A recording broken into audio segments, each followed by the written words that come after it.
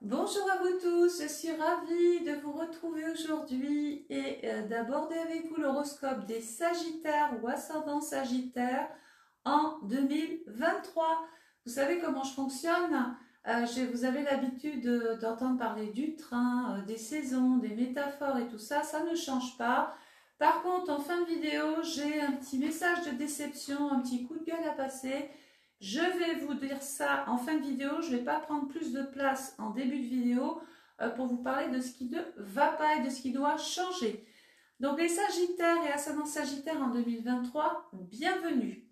Vous allez donc démarrer l'année 2023 avec la maison 3, la maison du Gémeaux. Alors, on garde à l'esprit, je vais démystifier le jargon astrologique, je vais gommer tout ça pour que vous ne vous ennuyiez pas à écouter cette vidéo. Si je commence à parler dans notre langage, vous allez très vite déconnecter, c'est pas du tout le but, j'ai pas envie de vous perdre.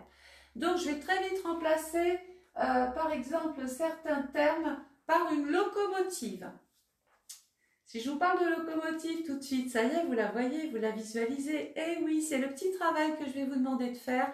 Essayez d'imaginer les choses et vous verrez qu'au bout du compte, ça vous donnera exactement les mêmes informations que si j'avais parlé carré, maison dérivée, trigone, sextile et j'en passe et des meilleurs. Bon, on démarre l'année 2023, Sagittaire, ascendant Sagittaire avec la maison 3. Donc on se rappelle que cette maison c'est une locomotive, d'accord? Cette locomotive emmène avec elle les 11 autres wagons du thème. Chaque wagon c'est un événement, ce sont des événements. Il faut se rappeler que tant que vous travaillerez ce secteur du thème, tant que vous entretiendrez cette locomotive, vous permettrez aux 11 autres maisons d'être soulagées, de mieux rouler, de mieux fonctionner, etc. Ben oui, c'est logique. Hein. Donc, qu'est-ce qu'il faut entretenir? On se rappelle que c'est une étude sur un plan général. Ça peut toucher beaucoup de Sagittaires, ascendant Sagittaire. Maintenant, si vous voulez des détails plus précis, vous pouvez commander déjà votre étude astrale personnalisée 2023. Je pourrais la faire avec vos coordonnées de naissance. N'oubliez pas de m'envoyer par SMS vos coordonnées de naissance, date, heure, lieu et votre adresse mail. C'est impératif. Il y a des gens qui m'envoient des commandes et j'ai rien. Donc si j'ai rien, je ne peux rien faire. Donc pensez à ça. C'est important. Vous trouverez mon numéro de portable un petit peu partout. Donc ça, c'est la locomotive. La maison 3, c'est qui, c'est quoi? Donc déjà, on a le soleil qui va rentrer dans le signe du Capricorne. Période Capricorne d'emblée, 21 décembre, 20 janvier. Maison 3, maison de je pense, maison de l'intelligence. Je vais devoir peut-être même beaucoup communiquer. La maison 3, c'est les échanges, le dialogue, les liens que je vais avoir et les discussions que je vais avoir avec la fratrie. C'est aussi les voisins, c'est les collègues de travail, voilà. C'est aussi les écrits. Ne soyez pas étonnés si cette année, vous soyez obligés de crouler sous les dossiers, peut-être même administratifs. Il peut y avoir des Sagittaires ou ascendants Sagittaires qui ont envie de peaufiner leurs connaissances. Et ça peut se traduire par l'envie de se former, d'aller dans un stage, de faire des expériences, de passer un concours, et peut-être pourquoi pas juste se former sur YouTube, sur des tutos, etc. La maison 3, c'est votre moyen de locomotion. Je me déplace, je fais des petits déplacements en maison 3. Pour faire du démarchage, pour mes rendez-vous, pour rouler, je roule beaucoup. Dans le Capricorne, je vais surtout beaucoup rouler pour régler des choses anciennes, pour régler des choses en relation avec ma profession, avec ma carrière, et tout ce qu'il y a autour. Alors, c'est ce que vous n'aurez plus dans les vidéos, et c'est c'est de ça que je vais vous parler en fin de vidéo. Vous n'aurez plus l'outil de datation, je vous expliquerai pourquoi. N'empêche que, dans ce secteur-là, cette année, et toute l'année, cette planète va avoir des effets, c'est une planète collective, c'est une planète qui reste dans un signe 20 ans. C'est pas rien. 20 ans, c'est quand même bien souvent l'âge de nos premiers enfants, de vos deuxièmes enfants. 20 ans, c'est pas rien, c'est tout quand même, c'est toute une vie. Donc Pluton, autant vous dire qu'il va rester là, dans cette maison 3, et on doit réfléchir à quelque chose. Est-ce que ce Pluton va s'entendre avec le signe du Gémeaux, avec la maison du Gémeaux? Complètement. Donc il va venir apporter du pouvoir sur sa façon de penser. Est-ce que Pluton va s'entendre avec le signe du Capricorne? Mais parfaitement, il n'y a pas de rejet. Donc ça veut dire que cette planète s'invite dans une maison, donc dans la locomotive, et rentre dans le Capricorne et va très bien s'entendre avec tout ça. La maison 3, les énergies que je viens de vous décrire, communication, dialogue, etc., je vais pas revenir dessus, et Pluton a ses propres énergies qu'il va envoyer à la maison. Donc il lui dit, change ta manière de communiquer. Change ta manière de parler aux autres. Il faut que tu travailles là-dessus. Tiens, peaufine tes connaissances, prends des cours de français, prends des cours, je ne sais pas moi, même si tu as peut-être envie de parler une langue étrangère, il faut se former, il faut transformer sa façon de communiquer. Ça ne marche pas, ça ne marchera plus. Il faut apporter une sorte de révolution là-dessus. Certains, c'est le petit événement comme ça au Bénin, peuvent vouloir changer de véhicule. Pluton, c'est la planète du Scorpion en maison 1. La maison 1, c'est toi, c'est ta façon d'agir, c'est ta façon de vouloir lancer les choses. C'est là où tu vas commencer plein de choses. La maison 1, c'est j'ai envie, je tente, j'ose, je passe à l'action, je suis dans l'initiative, je vais démarrer une activité, je vais tenter des expériences nouvelles.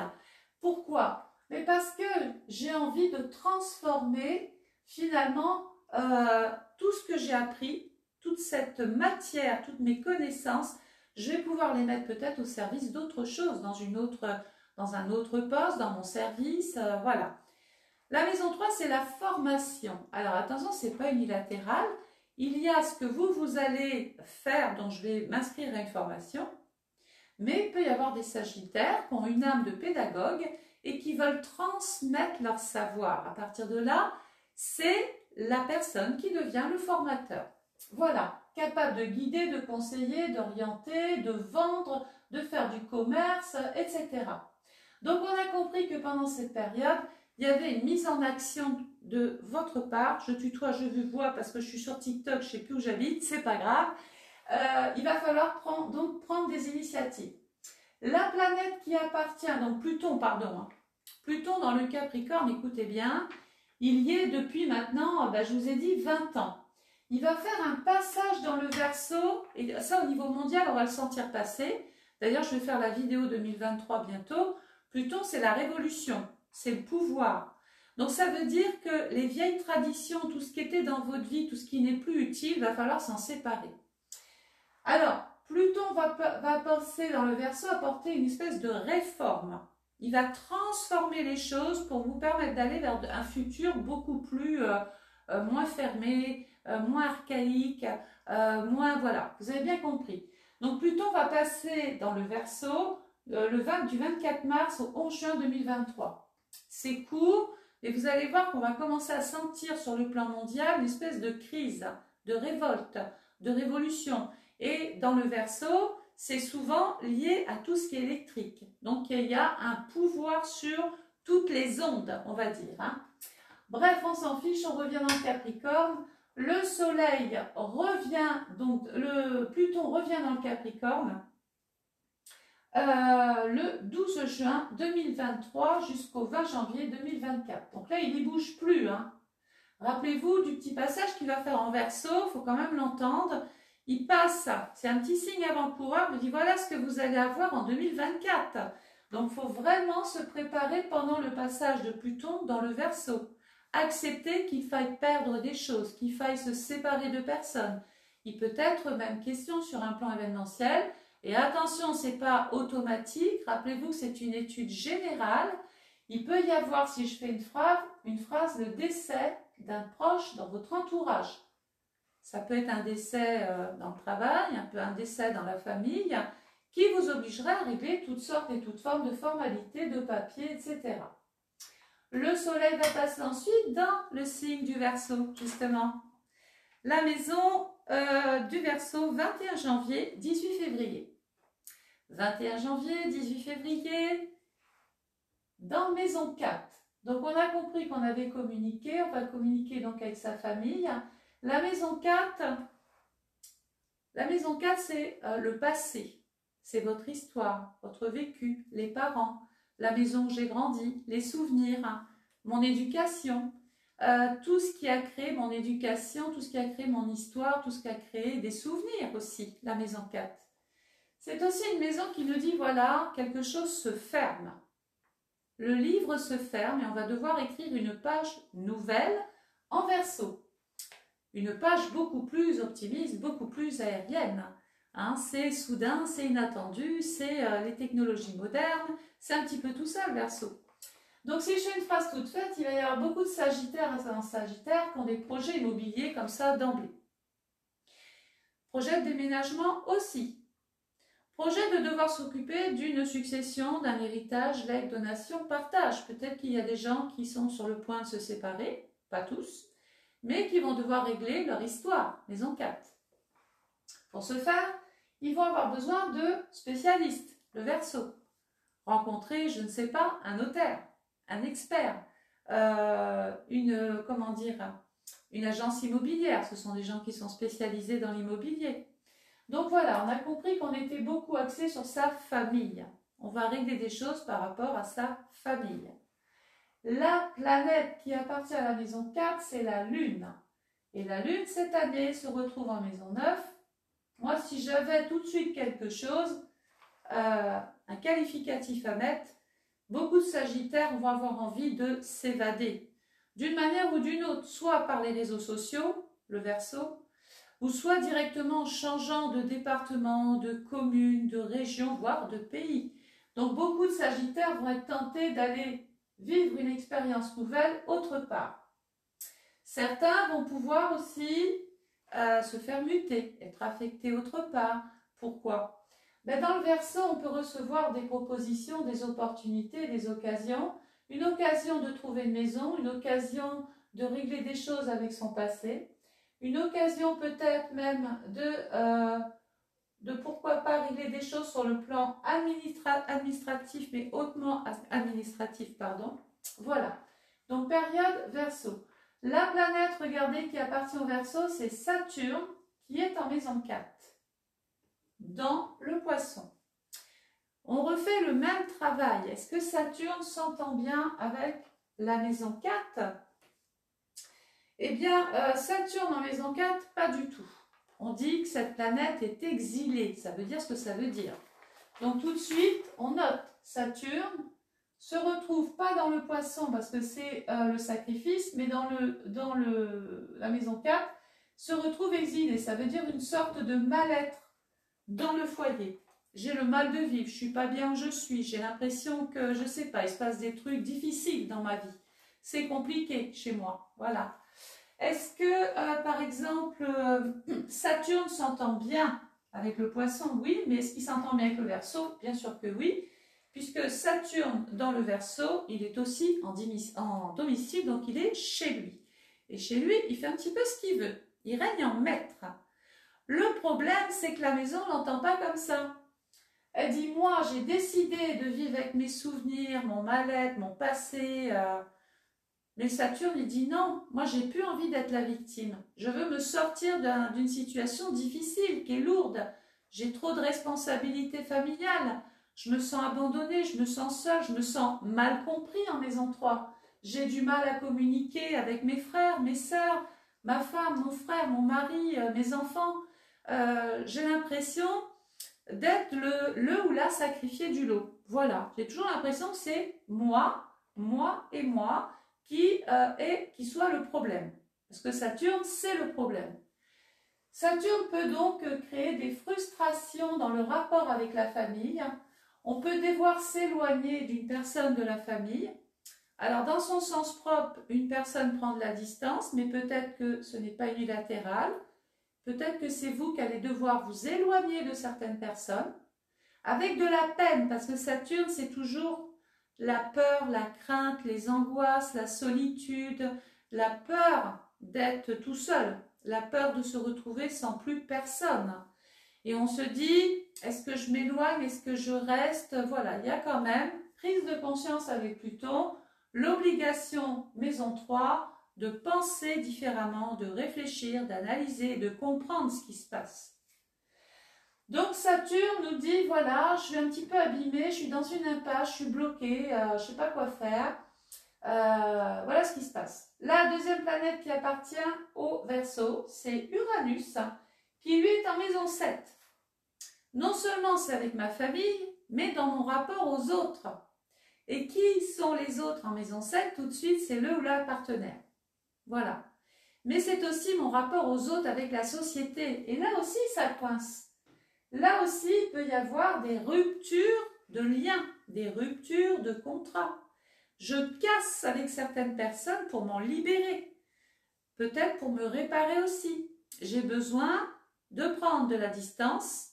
J'ai besoin de m'éloigner de mes habitudes pour pouvoir changer et peut-être me réparer, vivre autrement et peut-être devenir beaucoup plus fort, beaucoup plus endurant, beaucoup plus... Voilà.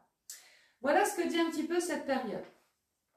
Le soleil va passer ensuite dans le signe du poisson. Le poisson couvre la période du 19 février au 20 mars. 19 février, 20 mars, ça tombe en maison 5.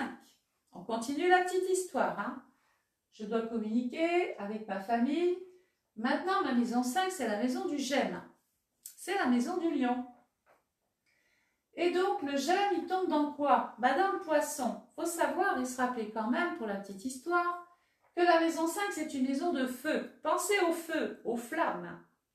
Qu'est-ce qui va bien avec le feu? Le vent. Le vent entretient, si vous voulez, tout ça. Et là, ce n'est pas du tout le cas. La maison 5 tombe dans l'eau. Et qu'est-ce qui éteint le feu? C'est l'eau. Et donc, il va y avoir une complication, un problème dans les sentiments. Ça peut être dans votre vie conjugale, envers une personne que vous affectionnez particulièrement, un problème peut-être sous-jacent avec un enfant, un problème avec mon patron, parce que la maison 5, c'est les autorités, c'est les hommes. Voilà.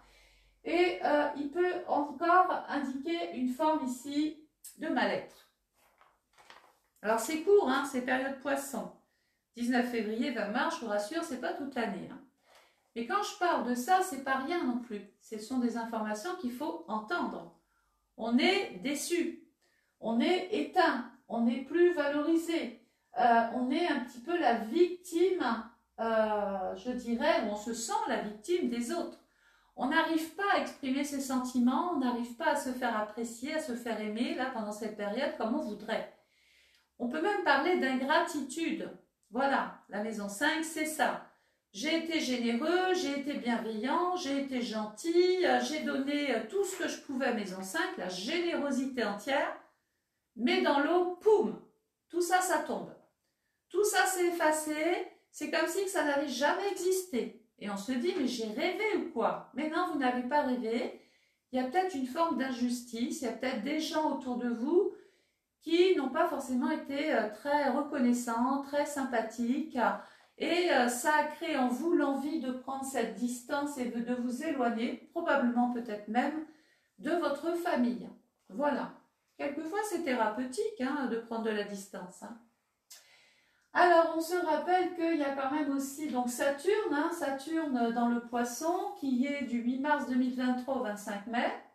Saturne vous empêche d'être épanoui, vous empêche de vivre comme vous le voudriez, vous empêche d'être heureux, soit parce que extérieurement, on a tout fait pour vous mettre en dessous, et peut-être que vous avez aussi un petit problème avec vous-même, d'accord ? Peut-être qu'il y a une frustration qui remonte de loin, ça peut remonter au passé. Donc là, il y a un côté thérapeutique, ça veut dire qu'on va consulter, on va aller voir son médecin, son psychologue, on va aller parler de la problématique pour soigner cette souffrance. Neptune dans le Poisson, je ne vais pas vous le redire, Neptune, c'est un petit peu l'illusion, c'est l'utopie, c'est tout ce qu'on croyait qui n'arrive pas, c'est je me suis trompée, pas toujours de personne, mais je me suis trompée dans mes sentiments, je me suis trompée dans la confiance que j'ai mis dans une personne. Voilà, il y a eu une erreur, il y a eu un abus de confiance, il y a eu, voilà. Et donc, du coup, Eh bien, je vais pas bien. Neptune, c'est la grosse déception dans le j'aime. Je me sens du coup pris pour rien, pris pour ce que je donne, mais c'est tout. Je reviens sur l'ingratitude. Donc, tout le premier trimestre, regardez ce qui se passe. C'est pas fini. Bah oui, je travaille avec les saisons. Hein. Je suis astrologue, donc le ciel m'intéresse forcément. Et puis, on va pas manger de fraises en hiver, on est d'accord. Donc, en astrologie, c'est la même chose. Les maisons vont ressentir les effets de l'hiver. Les maisons qui vont être concernées par l'hiver et tout le premier trimestre, maison de communication, maison familiale et la maison du j'aime. Qu'est-ce qui va se passer? Regardez l'hiver, imaginez l'hiver. Allez à mon travail, on imagine, il neige, on ouvre les fenêtres, c'est blanc, chouette. Oui, chouette, mais on va vite déchanter, parce que qu'est-ce qui se passe? Bah déjà, faut se couvrir plus. Plus parce que si on ne le fait pas, on va tomber, on a un risque de tomber malade. Donc on va se protéger. Et qu'est-ce qu'on va protéger? Protéger sa façon de dire les choses. On va peut-être protéger par la parole, ou essayer de se protéger dans des explications. On va protéger et se sentir en sécurité chez soi, donc on veut protéger sa famille. Et on veut s'en protéger aussi, ça va dans les deux sens. Hein. Je veux protéger mes enfants, je veux protéger la personne que j'aime, je veux protéger ma générosité. Ben, il serait peut-être temps. Il est temps de le faire. Donc cet hiver, il tombe bien là dans votre vie parce que ça vous donne matière à réflexion. Saturne. Je vais devoir arrêter finalement d'être trop gentil. Sans ne plus l'être, mais je vais doser. Je ne vais pas tout donner de moi parce que si je donne, je vais être aimée. Mais c'est faux ça. C'est des a priori qui sont complètement faux. Moins vous donnerez, peut-être que plus on vous estimera au contraire. Mais il faut doser. La générosité, ça se dose. Ensuite, on va devoir, bien sûr, pendant cet hiver, s'adapter à ce climat. Donc, on va devoir s'adapter aux personnes qui vont dire des choses. On va s'adapter à un climat familial et s'adapter aux circonstances qui peuvent toucher votre vie de cœur. C'est une période aussi de mise au point. Donc, on va réfléchir. On va trouver de la force. On va essayer de se renforcer. Essayez de trouver des solutions dans ces petits wagons, là, dans ces petites maisons. Éventuellement, pourquoi pas, je l'ai dit, prendre de la distance en changeant de voie, en changeant de direction. Et puis, rappelez-vous que quand même, l'hiver, c'est une période de préparation. Évidemment que si vous voulez semer des choses, ça ne poussera pas. En théorie, c'est ça. Donc, ce que je vous demande, c'est de penser et de ne faire que ça, de ne pas passer à l'acte. Passer à l'acte, c'est attendre qu'un jardin vous donne tout de suite des résultats. Non, il faut penser comment je vais faire, où est-ce que je vais agir, dans quel endroit je serai le mieux, où est-ce que ça va le mieux pousser. Donc pendant cette période hivernale, on est en préparation. Excusez-moi. Le soleil va passer ensuite dans le signe du bélier. Et le bélier, c'est la période, on n'est plus dans l'hiver, là, on est dans le printemps. Ah ben oui, vous avez pensé, vous avez cogité, vous avez imaginé des choses. Faut pas croire, hein, le fait d'avoir pensé, c'est comme si vous aviez semé tout un tas de petites choses sous la serre. Protégé, laissez semer. Et au printemps, ça y est, ça donne des résultats, il y a des micro-résultats, donc des satisfactions. Le soleil va passer dans le signe du bélier, du 21 mars au 20 avril. 21 mars, 20 avril. En maison 6, la maison 6, c'est la maison de la Vierge qui est en 11. La maison des projets, des occasions à ne pas manquer, des opportunités, des choses qui viennent à vous, des portes qui s'ouvrent, des possibilités nouvelles. Dans peut-être le travail et aussi la santé, puisque la maison 6, c'est la maison du service rendu encore, du service aux autres. C'est la maison de ma petite santé, de mes petites pathologies, de mes petits bobos. Donc il peut être question évidemment de passer des tests, des contrôles, des bilans, des analyses, voir mon médecin régulièrement. Et puis c'est aussi la maison du travail, tout ce que je dois faire pendant 8 heures, et puis tout ce qui est extra-professionnel, tout ce que je dois faire aussi chez moi. les astreintes, les corvées, tout ce que j'ai pas envie de faire mais qu'il faut faire. Et les petits animaux domestiques, on ne va pas les oublier, c'est la maison 6 qui tombe dans le bélier. Donc là, il y a du renouveau. Ça veut dire qu'on va enfin pouvoir, ça y est, on n'est plus bloqué, on n'est plus empêché. On va pouvoir se lancer, on va pouvoir peut-être prendre des décisions, faire des choix, trancher. Voilà, décider, suite à cette période-là, décider de ce qu'on veut faire de soi. Décider de l'orientation qu'on veut donner à sa vie. Donc, il va y avoir un choix dans le travail. Et en maison 11, il peut être question d'une occasion à ne pas manquer, d'une proposition professionnelle. Peut-être auriez-vous, y aura-t-il la possibilité d'intégrer un nouveau groupe, une nouvelle équipe, de travailler avec ces gens-là dans la minutie, voilà, dans la pratique, dans les petits travaux, dans les petites... voilà. Dans ce secteur-là, il y a Chiron. Alors Chiron, ce n'est pas une planète en soi, c'est un astéroïde. Mais Chiron, dans l'astrologie, c'est le médecin. Le médecin dans une maison de santé, quand même, si je fais une phrase, c'est qu'il y a quand même quelque chose là, qui tourne autour de la santé. Sauf si vous travaillez dans le monde médical. À partir de là, ce n'est pas du tout négatif. Il va y avoir des choix qui vont être faits